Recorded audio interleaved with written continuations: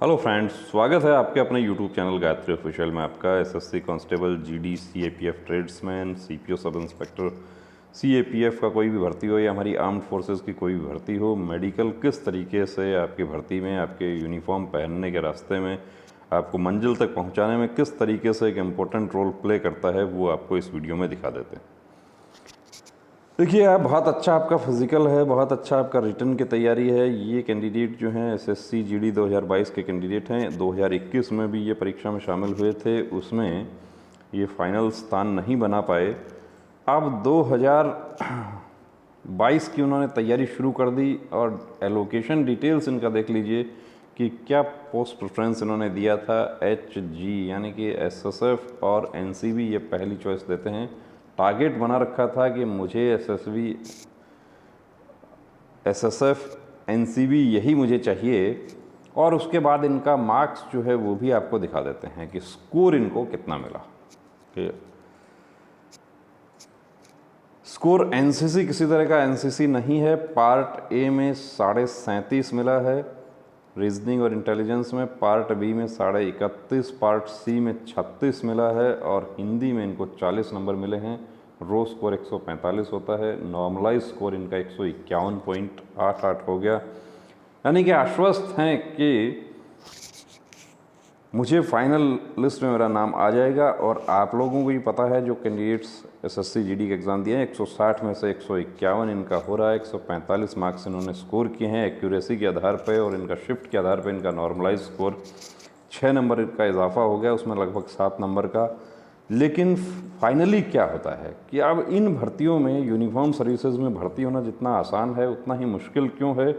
क्योंकि मेडिकल या उससे पहले फिजिकल हमारा, लेकिन पीटी पीएसटी क्वालिफाई कर जाते हैं। उसके बाद अगला status of height chest relaxation availed in PT PST तो नो है किसी भी प्रकार का। ये रिमार्क्स तो सभी का। डीएमई आरएमई का रिजल्ट आपको बिल्कुल चौंका देगा इनका कि किस तरीके से सारी मेहनत बेकार हो गई, और वो भी एक नॉर्मल से पॉइंट में जिसका कोई जानकारी नहीं था इनका। किसी प्रकार का कोई डे टू डे लाइफ में कोई परेशानी नहीं हो रही थी, सब कुछ ठीक था। आप यहाँ देख सकते हैं डीएमई में ये अनफिट होते हैं।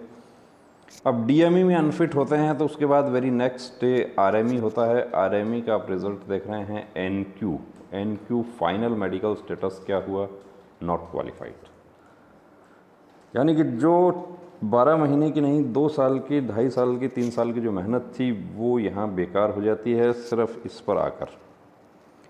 यदि ये अपने पॉइंट का पहले से ध्यान रखते तो ये यहीं फिट हो जाते, क्योंकि इनका पॉइंट जो है वो कोई इतना बड़ा पॉइंट नहीं है, बहुत ही नॉर्मल सा पॉइंट है। ट्रीटमेंट लेकर 30 दिन बाद उसको गवर्नमेंट हॉस्पिटल के पेपर्स यदि आपके पास हैं और आप वो पेपर्स दिखा देते हैं 30 दिन बाद, तो 30 दिन पुराना तो फिट हो जाएगा। यदि वो डिटेक्ट ना हो तो भी फिट हो जाएगा, लेकिन एक पॉइंट की वजह से ये बाहर हो गए। तो देखिए दोस्तों, ऐसा है कि आपके साथ ये सब प्रॉब्लम ना हो, हल्के में नहीं लेना है। जितना मेहनत आप रिटन एग्ज़ाम का करते हैं, जितना मेहनत आप फिज़िकल का करते हैं, मॉक टेस्ट देते हैं, बढ़िया से बढ़िया आप इंस्टीट्यूट में ऑफलाइन ऑनलाइन आप तैयारी करते हैं, अपने घर से दूर रह के आप कहीं पीजी में रह के आप तैयारी करते हैं, लाइब्रेरी में रह के तैयारी करते हैं, जो भी करते हैं, किसी गुरुकुल में रहकर भी आप तैयारी करते हैं। लेकिन फोर्सेस में जाने वाले जो कैंडिडेट हैं उनके लिए देखिए, ये जो है मेडिकल हमारा बहुत ज़रूरी है।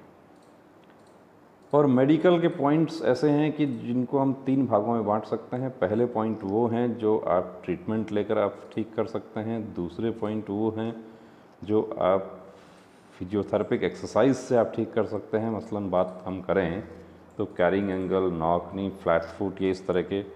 और तीसरे पॉइंट वो हैं जो आप थोड़ा सा स्मार्ट वर्क करके आप फिट हो जाते हैं।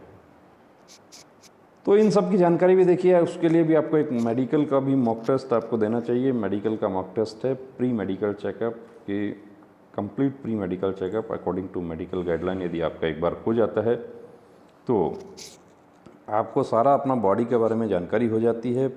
पहले से तैयारी करने वाले कैंडिडेट जो जागरूक हैं, फोर्सेस में जिनके कोई नियर डियर वंस हैं ऑलरेडी, वो भी अभी इस पर फोकस कर रहे हैं कि मेडिकल पहले होने से पूरी जानकारी हो जाए। ये कैंडिडेट जो हैं, इनको कोई इतना बड़ा पॉइंट नहीं था कि 151 152 नंबर लगभग लेने के बाद भी एक कैंडिडेट मेडिकल में अनफिट हो जाता है। हालांकि ये नेक्स्ट भर्ती में पक्का कंफर्म है कि ये एसएसएफ, एनआईए, एनसीबी जो भी होगा वो ये टॉप पोस्ट ये लेकर जाएंगे, लेकिन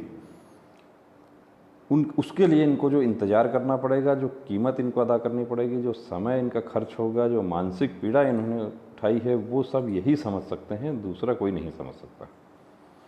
तो बचने का देखिए एक ही तरीका होता है कि पहले से अपना कंप्लीट प्री मेडिकल चेकअप करवाएं। आने वाली भर्तियां हमारी आईटीबीपी की हैं, BSF head constable, radio operator, radio mechanic है, बीएसएफ ट्रेड्समैन है, आईटीबीपी काफ़ी भर्तियां हैं, सीआरपीएफ है, पैरामेडिकल स्टाफ, ट्रेड्समैन और एसएससी जीडी नई आने वाली भर्ती, सीपीओ सब इंस्पेक्टर है, CAPF assistant commandant. Complete pre medical checkup आपको एक बार ज़रूर करवा के देखना चाहिए, उससे आपके सारे डाउट्स क्लियर होते हैं। साथ ही आपका यदि कोई पॉइंट होता है तो आप उसका ट्रीटमेंट ले सकते हैं, एक्सरसाइज कर सकते हैं, स्मार्ट वर्क जो भी है वो आप अपना अपडेट करके आप फिट हो सकते हैं। और फिट होने के साथ ही देखिए अब ये कैंडिडेट यदि फिट हो जाते हैं, इनकी वर्दी पक्की हो जाती है। तो बने रहिए दोस्तों चैनल के साथ। जय हिंद।